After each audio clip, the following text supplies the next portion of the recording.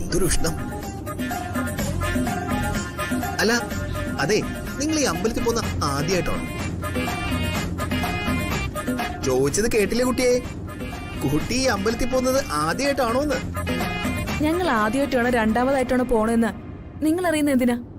യാത്ര ചെയ്താ പോരെ. എന്താ ഇത്? എങ്ങനെയാ ആളുകളോട് സംസാരിക്കുന്ന? ഞങ്ങള് അവിടെ പോകുന്നത് ആദ്യമായിട്ടോ. അല്ല, നിങ്ങൾ ഇത്രയും ദൂരം വന്ന് ഈ അമ്പലത്തിൽ തന്നെ തൊഴാൻ എന്താ കാരണം? അത് ചേച്ചിയുടെ ഒരു വഴിപാടാണേ. എന്ത് വഴിപാട്? അതെ കുട്ടി, ഇതിനു വേണ്ടി ഞങ്ങൾ ഒരുപാട് കല്യാണം ആലോചിച്ചു. ഒന്നും നടന്നില്ല. എല്ലാ ആലോചനയും വിവാഹ നിശ്ചയത്തിന്റെ വക്ക് വരെ എത്തും, പിന്നീട് അങ്ങോട്ട് മുടങ്ങിപ്പോവും. അങ്ങനെ ഇരിക്കുമ്പോഴാ ഈ ക്ഷേത്രത്തിനെ കുറിച്ച് പറഞ്ഞു കേട്ടത്. അവിടെയുള്ള ദേവിയെ തൊഴുത് മണി കെട്ടിയ കല്യാണം നടന്നു കിട്ടുന്ന ആളുകൾ ഉറപ്പിച്ച് പറയണേ. അങ്ങനെ മണി കെട്ടാനാ ഞങ്ങൾ അങ്ങോട്ട് പോണത്. ഓഹോ, അപ്പൊ മണി കെട്ടി കല്യാണം കഴിക്കാൻ വേണ്ടി വന്നതാണല്ലേ? കൊള്ളാം. ഹേയ് അല്ലല്ല, എനിക്കങ്ങനെ മണിയടിക്കുന്ന പരിപാടിയൊന്നും ഇല്ല കേട്ടോ. അതെ, ഞാൻ ഈ കുട്ടിയുടെ മുഖലക്ഷണം ഒന്ന് പറയട്ടെ? വേണ്ട. അതുകൊള്ളാലോ, മുഖലക്ഷണം പറയാനൊക്കെ അറിയോ? പിന്നെ ഞാനിതൊക്കെ ഒരുപാട് പഠിച്ചിട്ടുള്ളതല്ലേ. എന്നാ പറയാ കേക്കട്ടെ. ഈ കുട്ടിയുടെ ഉള്ളില് സ്നേഹമുണ്ട്, പക്ഷേ ചെന്ന് ചാടുന്നത് മുഴുവൻ മണ്ടത്തരത്തിലായിരിക്കും. എന്നിട്ട് രക്ഷപ്പെടാൻ വേണ്ടി കൈയും കാലും ഇട്ട് അടിക്കും. ഈ കുട്ടി കാരണം മറ്റുള്ളവരെന്നും അപകടത്തിൽപ്പെടും. അനാവശ്യം പറയരുത്. അനാവശ്യം അല്ല കുട്ടി, ഞാൻ പറഞ്ഞ സത്യം തന്നെയാ. ജയ, നീ ഒന്നും മിണ്ടാതിരുന്നേ. ഈ കുട്ടിയോട് എന്തിനാ വഴക്കിന് പോകുന്നേ? വഴക്കിന് പോയതല്ല ചേച്ചി, ഞാൻ മുഖത്ത് കണ്ട് സത്യം പറഞ്ഞതാ. നീ അങ്ങനെ ഇപ്പൊ സത്യം ഒന്നും പറയണ്ട, ഒന്നും മിണ്ടാണ്ടിരുന്നേ. ഇയാളുടെ ഒരു സത്യം പറച്ചില്. അതെ, ഞങ്ങൾ വണ്ടിയിൽ യാത്ര ചെയ്യുന്നതൊന്ന് സമാധാനമായിട്ട് പോവാനാ. ഒന്ന് മിണ്ടാതിരിക്കാവോ? ഇയാള് പറയണത് കേട്ട് മിണ്ടാതിരിക്കാൻ ഈ നാട്ടിലെന്താ പട്ടാള ഭരണമാണോ? അതെ ചേച്ചി, ഞാൻ കല്യാണം കഴിച്ചിട്ടില്ല കേട്ടോ. അത് നേരത്തെ ചേച്ചി പറഞ്ഞിരുന്നല്ലോ. ഇയാള് കല്യാണം കഴിച്ചില്ലെങ്കിൽ ഞങ്ങളിപ്പോ എന്തോ വേണം? ചേച്ചിയെ, ചേച്ചിയുടെ ഈ അനിയത്തി ഉണ്ടല്ലോ, ആള് ഭയങ്കര പെശകാട്ടോ.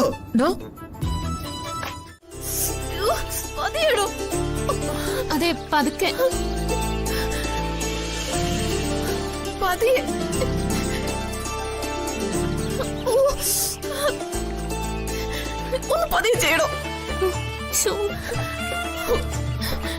ഇത് മിക്കവാറും കീറേണ്ടി വരും. അയ്യോ എന്റെ ദൈവമേ, ഇത് കീറാനൊന്നും പറ്റില്ല ചേച്ചി.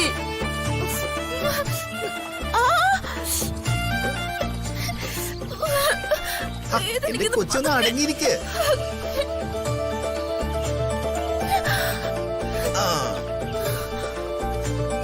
കണ്ടോ, ഇതാണ് സാധനം. അയ്യോ, ഇത്രയും വലിയ മുള്ളോ? നിന്നോട് ഞാൻ ചെരുപ്പ് ഉരുളെന്ന് പറഞ്ഞല്ലേ, ഇപ്പൊ സമാധാനായോ? ചേച്ചി, എനിക്ക് പിടിച്ചോ. പയ്യെ പയ്യെ. വേദന ഉണ്ടോ? നല്ല വേദനയുണ്ട്. ആണോ? ഇനി ചെരുപ്പിട്ടോ. നടക്ക്. പതുക്കെ. ഇതാണ് ചേച്ചി, ഇത്രയും ഹെൽപ്പ് ചെയ്തിട്ട് ഈ കുട്ടി ഒരു നന്ദി വാക്കുപോലും പറഞ്ഞില്ല. താങ്ക്സ്. എന്തുട്ട് താങ്ക്സ്?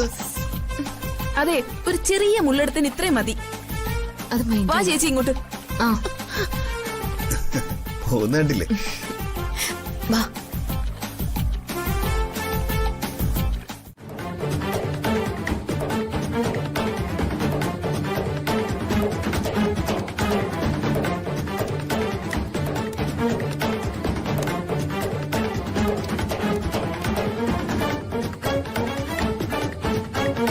സാർ, അവിടെയെങ്കിലും ആരെയും കാണാനില്ല. ഇനി മുകളിലത്തെ ഗുഹപ്പാറയിലൊന്ന് നോക്കണം, അവിടെ കൂടെ സെർച്ച് ചെയ്യാം.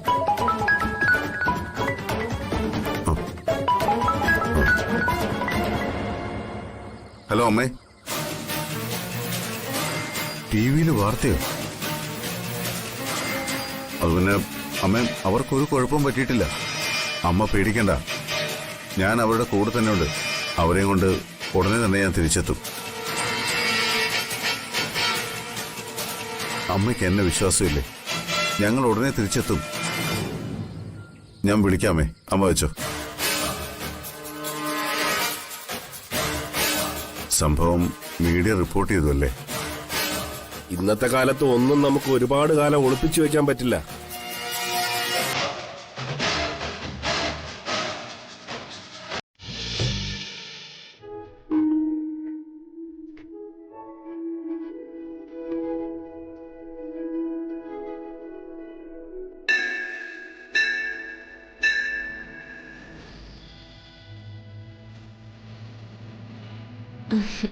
ഹാ, കുട്ടി ഇവിടെ നിൽക്കുകയായിരുന്നോ? ഞാൻ ഓർക്കായിരുന്നു ചേച്ചി, ഈ ക്ഷേത്രത്തിന് അപ്പുറവും ഇപ്പുറവും ഉള്ള ഒരുപാട് സ്ഥലങ്ങൾ സുനാമി വന്ന കടലെടുത്ത് പോയിട്ടുള്ളതല്ലേ. പക്ഷേ ഈ ക്ഷേത്രവും ഇതിനോട് ചേർന്ന പരിസരവും മാത്രം ഒരു കുഴപ്പവും കൂടാതെ നിലനിൽക്കുന്നുണ്ട്. ഇവിടുത്തെ ആളുകളെല്ലാം കൂട്ടത്തോടെ ഈ ക്ഷേത്രത്തിൽ അഭയം പ്രാപിച്ചു എന്നാ കേട്ടത്. ഞാനും കേട്ടു ഈ അമ്പലത്തെക്കുറിച്ച് ഒരുപാട് കഥകള്. പണ്ട് പത്തേമാരിയിൽ തഞ്ചാവൂരിൽ നിന്ന് കല്ലുകൾ കൊണ്ടുവന്ന് പണി കഴിപ്പിച്ചതാണത്രേ ഈ ക്ഷേത്രം. അന്ന് സുനാമി വന്ന ദിവസം ഈ ക്ഷേത്രത്തിലെ ഉത്സവമായിരുന്നത്രേ. കടല് പിന്നിലേക്ക് ഉൾവലിഞ്ഞുത്രേ. ഒരുപാട് ദൂരം ഉൾവലിഞ്ഞ കടല് നോക്കി ആളുകള് ഭയന്നു നിന്നു. ഉത്സവം നിർത്തിവെച്ചു. പക്ഷേ ഈ ഭാഗത്തേക്ക് സുനാമി പോയിട്ട് ഒരു ചെറുതിര പോലും വന്നില്ല. അല്ല, അനിയത്തിക്ക് എന്താ പ്രശ്നം? അവൾക്ക് പ്രശ്നമൊന്ന് ചേച്ചിക്ക് എങ്ങനെ മനസ്സിലായി? അതൊക്കെ മനസ്സിലായി. ആ കുട്ടിക്ക് എന്തോ നല്ല ടെൻഷൻ ഉണ്ട്. ഉള്ളിൽ ഒരുപാട് വിഷമം ഉള്ളതുപോലെ. ആ കുട്ടിയുടെ കല്യാണം ആയോ? ഇല്ല, ആലോചനയുണ്ട്.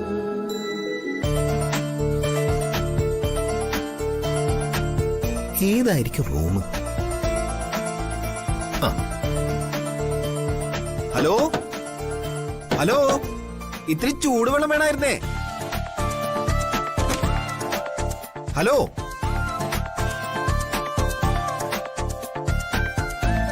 ഇത്തിരി ചൂടുവെള്ളം വേണമായിരുന്നേ. ഇവിടെ ആരും കാണുന്നില്ലല്ലോ.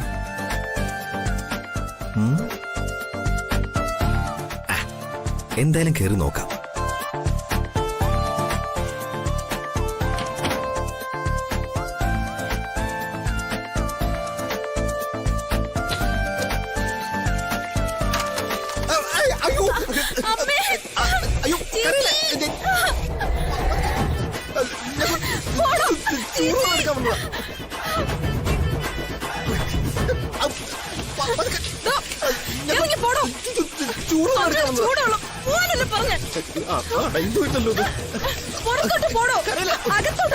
പുറത്തേക്ക് പോകണം.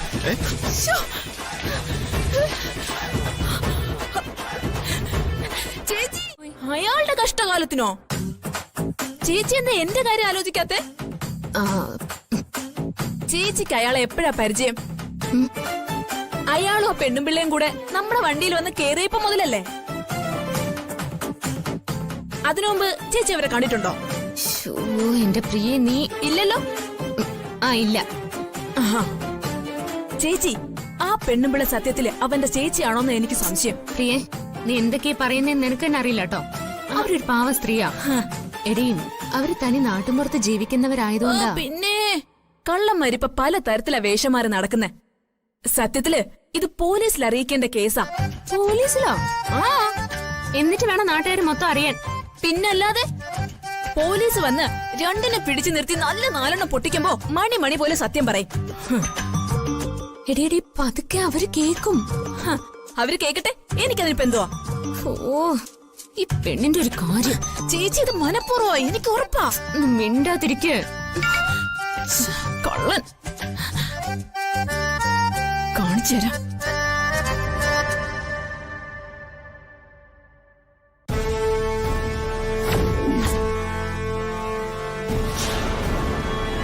ചേച്ചി എന്താ?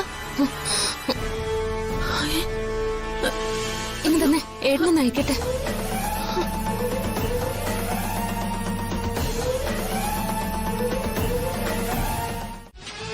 ഞങ്ങളാരും ആ ഷോക്കിൽ നിന്ന് ഇതുവരെ പുറത്തു വന്നിട്ടില്ല. ഡീകെ, ഇന്നും നിനക്കുള്ളതെല്ലാം ഞാൻ നിനക്ക് നഷ്ടപ്പെടുത്തും. എല്ലാം നഷ്ടപ്പെട്ടവനായി ഡീകെ റെസ്റ്റോറന്റും അമരാവതി എന്ന വീടുമില്ലാതെ നിന്റെ മക്കളാലും മരുമക്കളാലും വെറുക്കപ്പെട്ട് നീ തെരുവിലിറങ്ങും. ഇറക്കും നിന്നെ ഞാൻ. ഇപ്പൊ നടക്കുന്നത് സാമ്പിൾ വെടിക്കട്ട. പൂരം വരാനിരിക്കുന്നതേയുള്ളൂ. ചെല്ല്, അമരാവതിയിൽ ചെന്ന് മകനെയും മരുമകളെയും ആശ്വസിപ്പിക്ക. നേരിട്ടുള്ള നമ്മുടെ കൂടിക്കാഴ്ചയ്ക്ക് സമയമായിട്ടില്ല.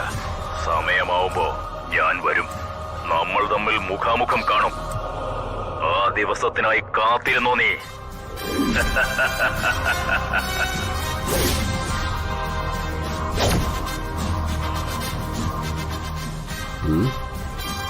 ആരാ ഡി കെ വിളിച്ചത്?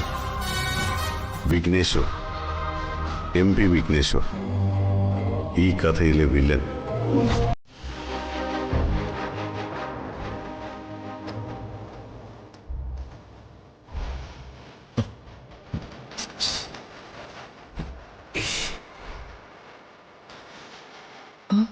എന്തു പറ്റി ബാലു?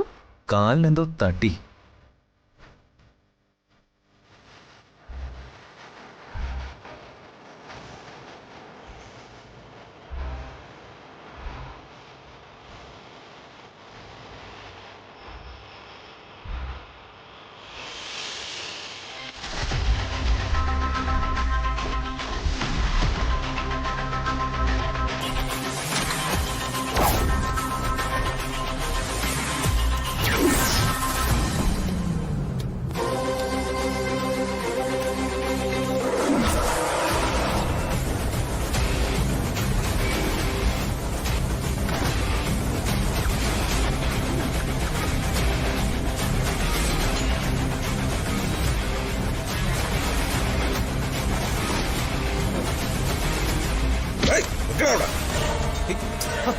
എന്തേ കാണിക്കുന്നത്? നിങ്ങൾ എന്തേ കാണിക്കുന്നത്? നിങ്ങളെ കാര്യം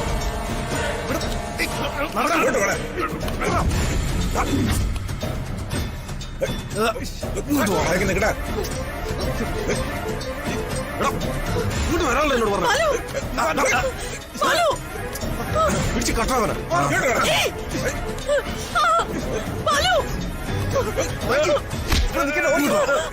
വായിച്ചു വായിച്ച് ഇങ്ങോട്ട് നടക്കും വായിച്ച്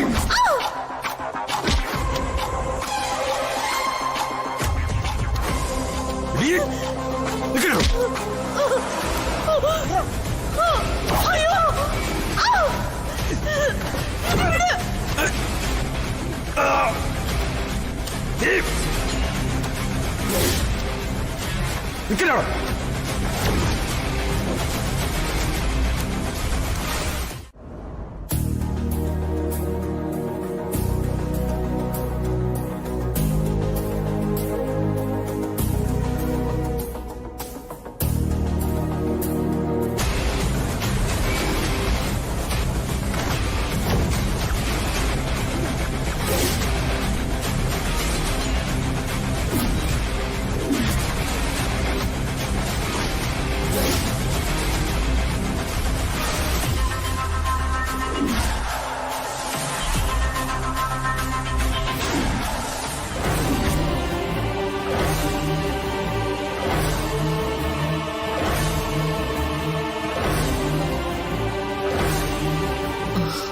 എന്താടോ? ഒന്നുമില്ല. നിന്റെ ഉള്ളില് ഒരു കടലിരുമ്പുന്നുണ്ടെന്ന് എനിക്കറിയാം.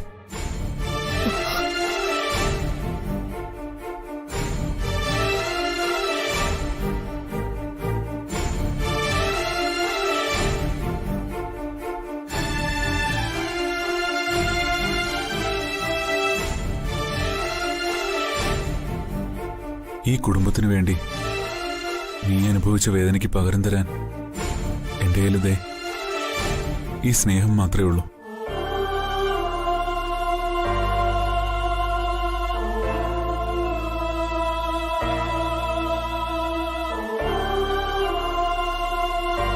ഏയ്, വിഷമിക്കാതെ.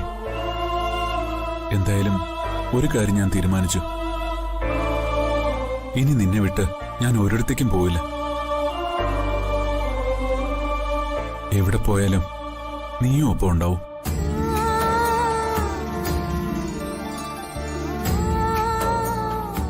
ലൈഫ് വളരെ ചെറുതാ.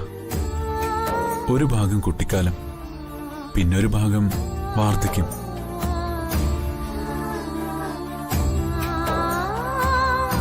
രണ്ടും ഒന്നിനും പറ്റാത്ത കാലമാണ്. ഇതിനിടയില് നമുക്ക് ജീവിക്കാൻ കിട്ടുന്നത് വളരെ ചുരുങ്ങിയ ദിവസങ്ങളാ.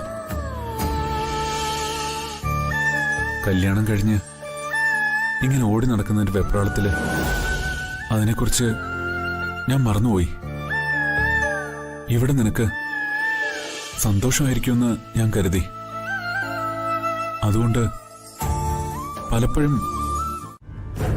അവരെ എന്തു പറഞ്ഞ് സമാധാനിപ്പിക്കണമെന്ന് എനിക്കറിഞ്ഞൂടാ. അപ്പോ ശത്രു യുദ്ധം തുടങ്ങിക്കഴിഞ്ഞു അല്ലേ ഏട്ടാ? അതെ, ഇനി വരാൻ പോകുന്നത് അത്ര നല്ല കാലമായിരിക്കില്ല. നീ ദേവിയോട് നന്നായി പ്രാർത്ഥിക്കേ. പേടിക്കണ്ട ഏട്ടാ. എത്ര ശത്രുക്കൾ വന്നാലും നമ്മുടെ ലൈഫില് ഒരു കുഴപ്പവും സംഭവിക്കില്ല. ഏട്ടൻ പൊന്നുപോലെ കൊണ്ടു നടക്കുന്ന നമ്മുടെ കുടുംബത്തിന് ചേച്ചി എന്താ? കുഴപ്പമില്ല. ഒരു പോറില് പോലും ഏൽക്കാൻ ഞാൻ സമ്മതിക്കില്ല. ഞാൻ ഏട്ടന്റെ കൂടെ തന്നെ ഉണ്ട്. തള്ളക്കോഴി ചിറകിനടിയിൽ കൊണ്ടു നടക്കുന്ന പോലെയാ ഞാൻ എന്റെ മക്കളെ കാത്തു സൂക്ഷിക്കുന്നത്. വിഘ്നേശ്വരന് അവരെ വിട്ടുകൊടുക്കാൻ എനിക്ക് പറ്റില്ല. നമ്മളാർക്കും ഒരു ദ്രോഹം ചെയ്തിട്ടില്ലല്ലോ ഏട്ടാ. പിന്നെ ശിവയുടെയും അമലയുടെയും ജീവിതത്തിൽ നല്ലത് വരണമെന്ന് മാത്രമല്ലേ നമ്മൾ ആഗ്രഹിച്ചിട്ടുള്ളൂ. നീ എപ്പോഴാണ് മടങ്ങി വരുന്നത്? നാളെ രാവിലെ തൊഴുതു കഴിഞ്ഞാൽ തിരിച്ച് എത്രയും പെട്ടെന്ന് വരണമെന്ന് ആഗ്രഹിക്കുന്നത്. നമ്മൾ 2 ദിവസം താമസിക്കാൻ വന്നല്ലേ? അതെ. അമരാവതിയിലെ കാര്യം ഓർത്തിട്ടാണോ ടെൻഷൻ? അവരെല്ലാം തിരിച്ചു വന്നില്ലേ, പിന്നെന്താ പ്രശ്നം? തിരിച്ചു വന്നതുകൊണ്ട് മാത്രം പ്രശ്നം തീരുന്നില്ല മോളെ. ആ വീട്ടിനകത്ത് ഇനിയാ പ്രശ്നങ്ങൾ ഉണ്ടാവാൻ പോകുന്നത്. എന്ത് പ്രശ്നം? ജീവിതത്തിൽ അനുഭവിക്കാവുന്ന ഏറ്റവും വലിയ ഭീകരാവസ്ഥയാണ് അവരനുഭവിച്ചത്. അതിന് കാരണം ശിവയും അമലയുമാണ്. ഏട്ടനും ഞാനും അതിന്റെ ഒരു ഭാഗം. സ്വാഭാവികമായിട്ടും അവരുടെ ഉള്ളിലുള്ള അമർഷവും വേദനയൊക്കെ വീടിനകത്ത് വലിയ പ്രശ്നങ്ങൾക്ക് കാരണവും. അങ്ങനെ എന്തെങ്കിലും ഉണ്ടായാൽ അതെങ്ങനെയും തടഞ്ഞേ പറ്റും. ആ വീടിനകത്ത് സഹോദരങ്ങൾ തമ്മിൽ ഒരു വഴക്കുണ്ടാവാൻ പാടില്ല. ചേച്ചി പറഞ്ഞ ശരിയാ. ഓ, ആ വീഡിയോ കണ്ടപ്പോ ഞാൻ തന്നെ പേടിച്ചുപോയി.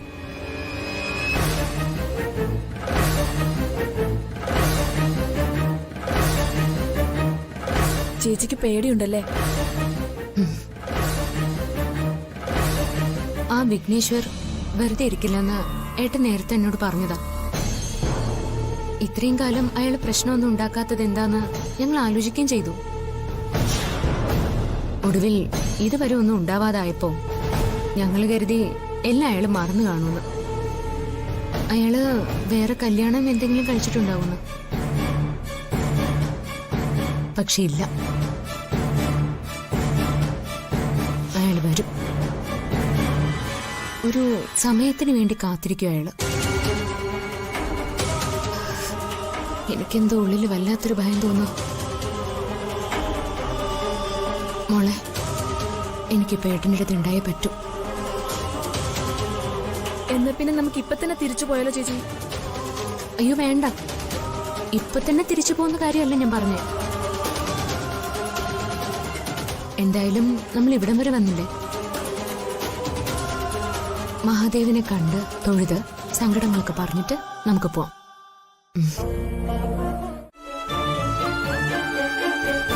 ഇതുപോലുള്ള പ്രശ്നങ്ങളൊന്നും പരിഹരിക്കാൻ അവർക്കറിയില്ല. ഏട്ടാ, അപ്പോ അയാള് നേരിട്ടൊരു യുദ്ധത്തിന് വരുമെന്ന് ഉറപ്പായി അല്ലേ? അതെ, അയാൾ വരും, ഇന്നല്ലെങ്കിൽ നാളെ. അതിനു മുമ്പ് എന്റെ മക്കളെയും മരുമക്കളെല്ലാം സുരക്ഷിതമായൊരു സ്ഥാനത്തേക്ക് എത്തിക്കണം എനിക്ക്.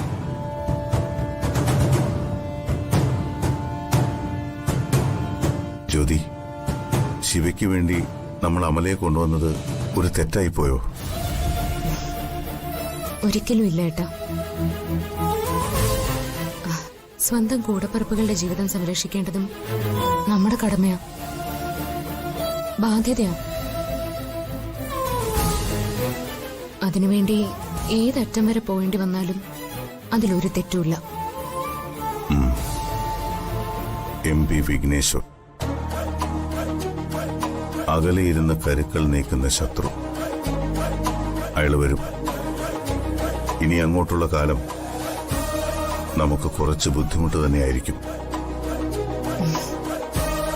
അതൊന്നും സാരമില്ല ഏട്ടാ. എന്തും സഹിക്കാൻ തയ്യാറായിട്ടല്ലേ ഞാൻ ഏട്ടന്റെ കൂടെയുള്ളത്. എല്ലാവർക്കും കൊടുത്ത വാക്കുകൾ എനിക്ക് പാലിച്ചേ പറ്റൂ. പ്രിയയുടെ കല്യാണവും എത്രയും വേഗം നമുക്ക് നടത്തണം. ആശാലതേ, ആശാലതേ, എന്താ മനുഷ്യ? ആ ഇവിടെ നിൽക്കുന്ന വാ. നോക്കിയേ. അയ്യോ, എന്നെ നോക്കാനല്ല, ഈ ഫോണിലോട്ടൊന്ന് നോക്കിയേ. പിന്നെ നിങ്ങളെ നോക്കിയാലും മതി. ഇവിടെ തന്നെ. ആരാ ഇത്? ഇതാണ് സുധീഷ്. നാളെ പ്രിയയെ പെണ്ണ് കാണാൻ വരുന്ന പയ്യൻ. കണ്ടോ, കൊള്ളാവോ? കൊള്ളാമോന്ന് എന്നോട് ചോദിച്ചിട്ട് എന്താ കാര്യം? അവളല്ലേ ഉത്തരം പറയേണ്ടത്.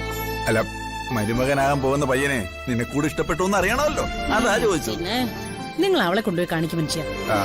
എന്നാ നീ കൂടെ വാ. ഞാനെങ്ങും വരുന്നില്ല. നിങ്ങൾ കൊണ്ടുപോയി കാണിച്ചാൽ മതി. നിങ്ങളോടാവുമ്പോ അവളെ എന്താണെങ്കിലും പറയും. അതൊന്നും സാരമില്ല, നമുക്ക് ഒരുമിച്ച് ചോദിക്കാം. നീ വാ, ചോദിക്കാം, വാന്നേ. വേണ്ട. മോൾ ഇറങ്ങി വരുന്നുണ്ട്, പോയി ചോദിക്ക. ചെല്ലേ. മോളെ. എന്താ അച്ഛാ? DK നിന്നോടൊരു കാര്യം പറയാൻ പറഞ്ഞു. എന്ത് കാര്യം? ഒരു പയ്യന്റെ ഫോട്ടോ അയച്ചു തന്നിട്ട് അത് മോളെ കാണിക്കാൻ പറഞ്ഞു. മോക്ക് ഇഷ്ടപ്പെടുന്നെങ്കിൽ നമുക്കത് ആലോചിക്കാം. ഇതാ പയ്യൻ.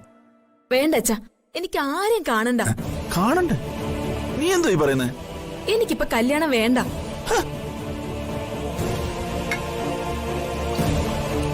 എടി, നീ എന്താടി സന്യസിക്കാൻ പോണോ? ആ, ഞാൻ സന്യസിച്ചോളാം. ആർക്കും നഷ്ടമൊന്നുമില്ലല്ലോ. അഹങ്കാരം. നീ ഒന്ന് സമാധാനത്തോടെ സംസാരിക്കും കൊച്ചിനോട്. ഇവളുടെ ഈ വർത്താനത്തിന് എന്ത് സമാധാന സുധേട്ടാ പറയേണ്ടത്? അമ്മേ, നിങ്ങൾ ഇനി എത്ര വഴക്ക് പറഞ്ഞാലും കൊന്നാലും ഞാൻ ഇനി ഒരു കല്യാണത്തിന് തയ്യാറാവില്ല. നിങ്ങളൊന്ന് ഏട്ടനോട് പറഞ്ഞേക്ക്. നീ പിന്നെ ചേട്ടന് വാക്ക് കൊടുത്തതോ? ഞാൻ ഏട്ടന് വാക്ക് കൊടുത്തതാ, പക്ഷെ ഞാൻ ആ വാക്ക് പാലിക്കുകയും ചെയ്യും. പക്ഷെ എനിക്കതിന് കുറച്ച് സമയം വേണം. എത്ര സമയം? അതെനിക്ക് പറയാൻ പറ്റില്ല. മോളെ. എന്താ അച്ഛാ? എന്റെ മോളെ, ഇത് അങ്ങനെ അനിശ്ചിതമായിട്ട് നീട്ടാൻ പറ്റുന്ന കാര്യമല്ല. അച്ഛാ, അച്ഛൻ ചേട്ടനോട് എനിക്ക് ചെക്കനെ ഇഷ്ടപ്പെട്ടില്ല എന്ന് പറഞ്ഞാ മതി. അപ്പൊ ഏട്ടൻ മാറ്റി വെച്ചോളൂ. അങ്ങനെ 2-3 തവണ ആവുമ്പോ എനിക്ക് കുറച്ച് സമയം കിട്ടും. ഓ, അത് ശരി. അപ്പൊ ഓരോന്നോരോന്നായിട്ട് മുടക്കാനാണ് നിന്റെ പരിപാടി. അത് നടക്കത്തില്ലടി. ഞാനത് സമ്മതിക്കത്തില്ല. അവര് പെണ്ണ് കാണാൻ വരികയും ചെയ്യും, ഈ കല്യാണം നടക്കുകയും ചെയ്യും.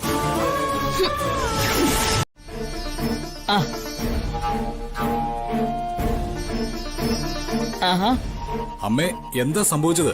അവർക്ക് തിരിച്ചെത്തിയോ? എല്ലാം വിശദമായിട്ട് പറയാം. അവരെല്ലാരും റൂമിലുണ്ട്. വാ മക്കള്, വാ, നടക്ക്. അമ്മ, ക്ഷമിക്കണം അമ്മ. എന്റെ പേരിൽ ഇങ്ങനൊരു ബുദ്ധിമുട്ടുണ്ടാവുന്ന ഞാൻ കരുതിയില്ല. അതൊന്നും പറഞ്ഞിട്ട് കാര്യമില്ല മോളെ. വരാനുള്ളത് വഴി തെങ്ങില്ല. അത് ഓട്ടോ വിളിച്ച് താനേ വരും. അതിന് നീ ഒരു കാരണമായി. ഇതല്ലായിരുന്നെങ്കിൽ മറ്റേതെങ്കിലും രീതിയിൽ ഇത് സംഭവിച്ചേനെ. എല്ലാം വിധിയാ. അല്ല, അമ്മ കാണാൻ പോയിട്ട് എന്തായി? അമ്മ ഹാപ്പിയായോ?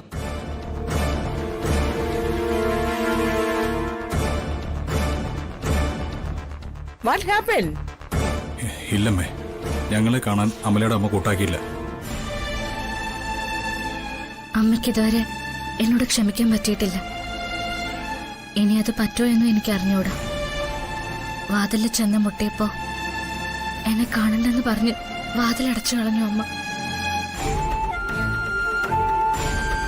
മോള് വിഷമിക്കണ്ട.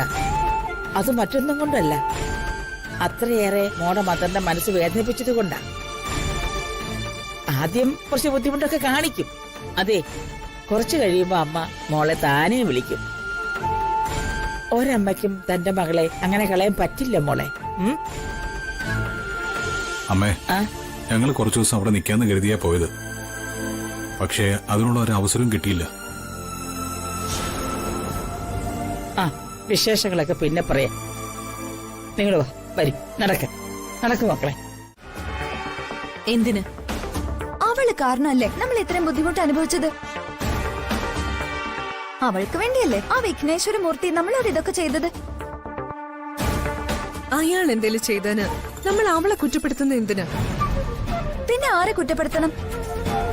നമ്മുടെ കുറ്റം കൊണ്ടാണോ അയാൾ മായച്ചിയും ബാലുവിനെ ഉപദ്രവിച്ചത്? സ്വന്തം ഭർത്താവിന് ഇത്രയൊക്കെ അനുഭവിക്കേണ്ടി വന്നിട്ടും നിനക്ക് അതിന്റെ ഒരു വേദന പോലും ഇല്ലല്ലോ. എഴുതിയിൽ എണ്ണ ഒഴിക്കില്ലേ താരച്ചി? സംഭവിച്ചതിന് എല്ലാവർക്കും വിഷമവും വേദനയും ഉണ്ട്. എന്ന് എഴുതി നാളെ അമരാവതിയിൽ അത് വലിയ പ്രശ്നമാക്കി മാറ്റരുത്. നമ്മൾ ആരും അതിന് ശ്രമിക്കുകയും ചെയ്യരുത്. എന്തായാലും ഞാനത് അവളോട് ചോദിക്കും. അവൾ ഒറ്റ ഒരുത്തി കാരണം നമ്മൾ ഈ അപകടത്തിൽപ്പെട്ടത്. താരെ, ആവശ്യമില്ലാത്ത വഴക്കിനൊന്നും പോവരുത്. നീ അവളോട് വെറുതെ ഒന്നും സംസാരിക്കുകയും ചെയ്യരുത്. വേണമെങ്കിൽ നമുക്ക് സംഭവിച്ച ബുദ്ധിമുട്ടുകൾ അവളോട് പറയാം, അത്രയുള്ളൂ. അതിനപ്പുറം അവളെ കുറ്റപ്പെടുത്തുകയോ സംസാരിക്കുകയോ ചെയ്യരുത്. അവൾ ഈ വീട്ടിലെ മരുമകളാ, അത് ഓർമ്മ വേണം. വേണ്ട മായച്ചി, നിങ്ങൾ ആരും സംസാരിക്കണ്ട. ഞാൻ അവളുടെ മുന്നിൽ പോയി 2 സ്തുതി പാടി വേണമെങ്കിൽ ഒരു മാല ഇട്ട് അനുമോദിച്ചിട്ട് വരാം. അല്ല പിന്നെ നിങ്ങൾ വരുന്നില്ലെങ്കിൽ വരണ്ട, ഞാൻ പോയി ചോദിക്കും.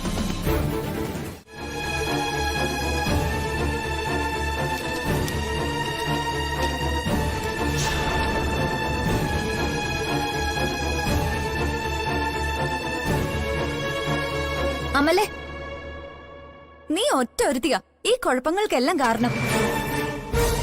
അറിഞ്ഞില്ലേ ഇവിടെ ഉണ്ടായതൊക്കെ? മായച്ചിയും ബാലും ചത്ത ജീവിക്കുന്ന പോലെ ഇപ്പൊ ജീവിക്കുന്ന.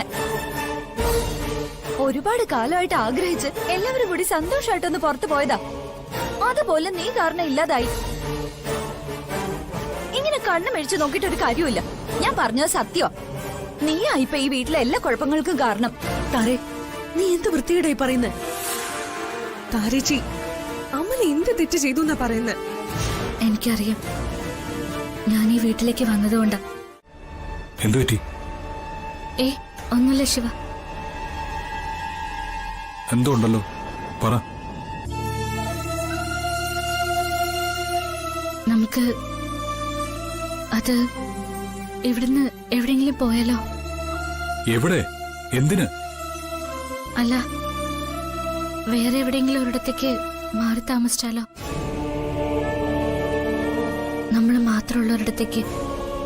അതാവുമ്പോ നമ്മൾ കാരണമുള്ള ബുദ്ധിമുട്ട് നമ്മൾ മാത്രം അനുഭവിച്ചാൽ മതിയല്ലോ. അമല, നീ കാര്യം പറ. ഞാനൊരു സിനിമ നടിയായി പോയത് എന്റെ തെറ്റാണോ? വിഘ്നേശ്വർ അവരെ പിടിച്ചോണ്ട് പോയത് ഞാൻ പറഞ്ഞിട്ടാണോ? എനിക്ക് വയ്യ ശിവ, എനിക്കിവിടെ താമസിക്കാൻ വയ്യ. നീ എന്താ കാര്യം പറ. പറയാമല്ലേ?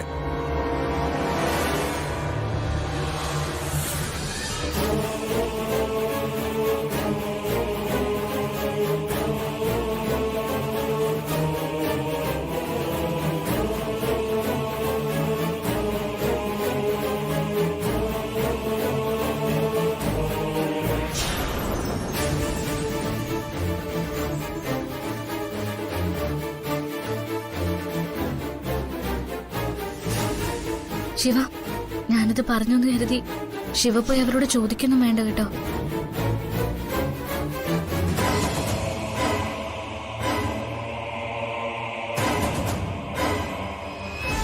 ശിവ,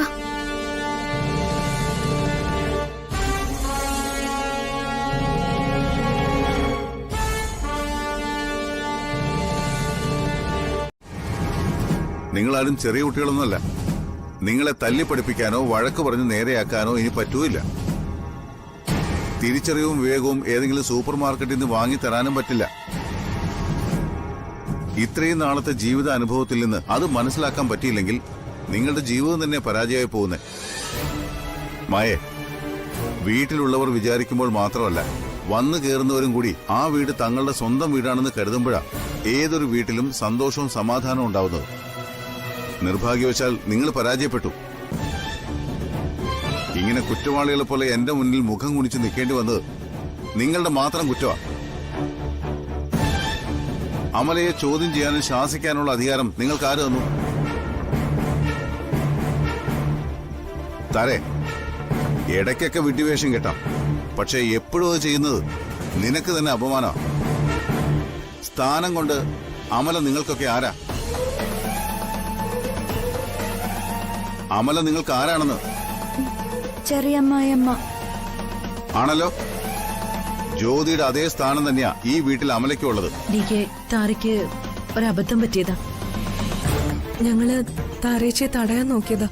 അപ്പോഴേക്കും താരേച്ച എന്തൊക്കെയോ പറഞ്ഞു. സോറി ഡിക്ക്. നാവിനെ നിയന്ത്രിക്കാൻ ശീലിച്ചില്ലെങ്കിൽ വാക്കുകൊണ്ട് മരിക്കുമെന്നൊരു പഴഞ്ചൊല്ലുണ്ട്.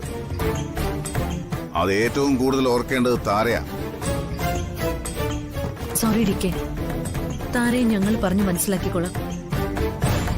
ആ MP വിഘ്നേശ്വരന്റെ ആൾക്കാര് മായച്ചയും ബാലുവിനെയും തട്ടിക്കൊണ്ടുപോയി എന്തെങ്കിലും ചെയ്തിരുന്നെങ്കിലോ? അമല കാരണല്ലേ അതൊക്കെ സംഭവിച്ചത്? ആര് പറഞ്ഞു അമല കാരണമാണെന്ന്? ഞാനാണ് അമലയെ കൂട്ടിക്കൊണ്ടുവന്നത്. എന്റെ അനിയന്റെ ഭാര്യയാണ് അവള്. ഇനി മേലിൽ ഇതുപോലൊരു സംഭവം ആവർത്തിച്ചാൽ അതിന് ഉത്തരവാദികൾ ആരായാലും പിന്നെ അവർ ഈ വീട്ടിലുണ്ടാകില്ല. മനസ്സിലായല്ലോ?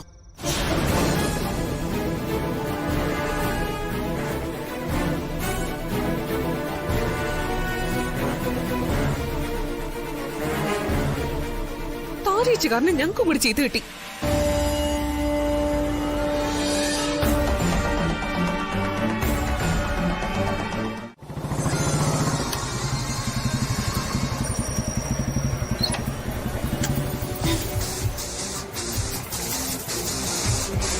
പ്രിയ, എനിക്ക് നിന്നോട് സംസാരിക്കാനുണ്ട്. എനിക്കൊന്നും കേൾക്കാനില്ല. നമ്മൾ തമ്മിൽ ഇനി ഒരു ബന്ധവും ഇല്ല. വണ്ടി എടുത്ത് മാറ്റ്. അങ്ങനെയൊക്കെ അങ്ങ് പറഞ്ഞു പോകാൻ പറ്റുമോ?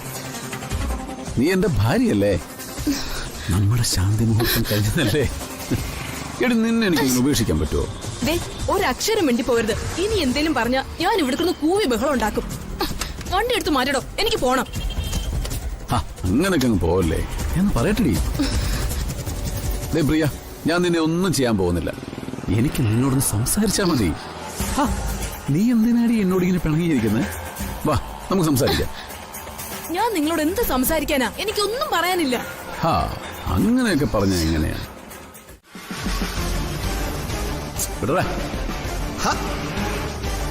എന്താണ് നിനക്ക് പറയാനുള്ളത്? ഞാനേ അഡ്വക്കേറ്റ് ജയപ്രകാശ. രാജീവിന്റെ കേസ് വാദിക്കുന്നതേ ഞാനാ. നിന്നെ ഞാൻ അകത്താക്കും. ആരാ മോളേത്? അതെന്റെ പിന്നാലെ നടക്കുന്നൊരു ശല്യമാ. ശരിക്കും ദുരന്തം. ചേച്ചി, ജയപ്രകാശിനെ ഒന്നെങ്കിൽ വിളിക്കോ? ആ ദുഷ്ടനോട് സംസാരിച്ച് നിൽക്കാൻ പറ്റില്ല. അതൊന്നും സാരില്ല. അതൊക്കെ അവൻ ശരിയാക്കിക്കോളും. അതുകൊണ്ടേ ഇനി കൂടുതൽ കളിക്കരുത് പ്രിയയുടെ അടുത്ത്. കളിച്ചു കഴിഞ്ഞാലേ നിന്നെ ഞാൻ അകത്താക്കും. അവളെ കെട്ടാൻ പോകുന്നതേ ഞാനാ.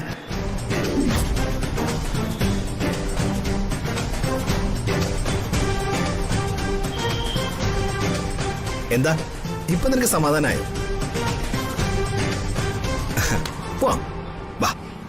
വാന്നേ.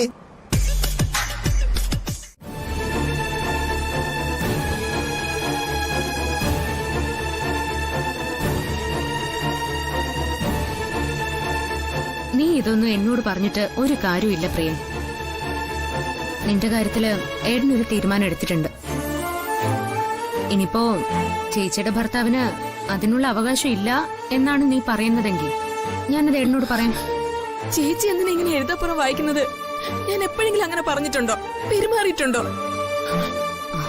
മനുഷ്യന്മാരുടെ കാര്യമല്ലേ പ്രിയമോളെ. മനസ്സ് പറയുന്നത് മുമ്പും പിമ്പും ആലോചിക്കാതെ പെരുമാറുന്നവരാ ആളുകളിൽ പലരും. അത് ശരിയാണോ തെറ്റാണോ എന്ന് രണ്ടാമതൊന്ന് ചിന്തിക്കുക കൂടിയില്ല. ഇപ്പൊ തന്നെ ഞങ്ങളുടെ ശാന്തി മുഹൂർത്തം നടക്കാൻ വേണ്ടിയിട്ടാണെങ്കിലും നീ എടുത്തു ചാടി അവിനാശിന്റെ അടുത്ത് പോയി ഈ മണ്ടത്തരം കാണിച്ചതുകൊണ്ടല്ലേ ഇത് ഇത്രയ്ക്കങ്ങ് വഷളായത്. അതുകൊണ്ടല്ലേ ചേച്ചി ഏട്ടൻ അയാളെ വിട്ടത്. മോളെ, നിനക്ക് ഏട്ടനെ അറിഞ്ഞൂടാത്തോണ്ടാ നീ ഇങ്ങനെയൊക്കെ പറയുന്നത്. ഏട്ടനെ രക്ഷിക്കാൻ ഏട്ടനെ അറിഞ്ഞൂടെ, അല്ലാതെ നീ പോയിട്ടും. മോളെ, ഏട്ടൻ പറയുന്നത് നീ ഒന്ന് സമ്മതിക്ക്. ദേ, ആദ്യം അവര് നിന്നെ വന്നൊന്ന് കാണട്ടെ. ബാക്കി കാര്യങ്ങളൊക്കെ പിന്നീടല്ലേ തീരുമാനിക്കുന്നേ. വെറുത്തുപോയി ചേച്ചി.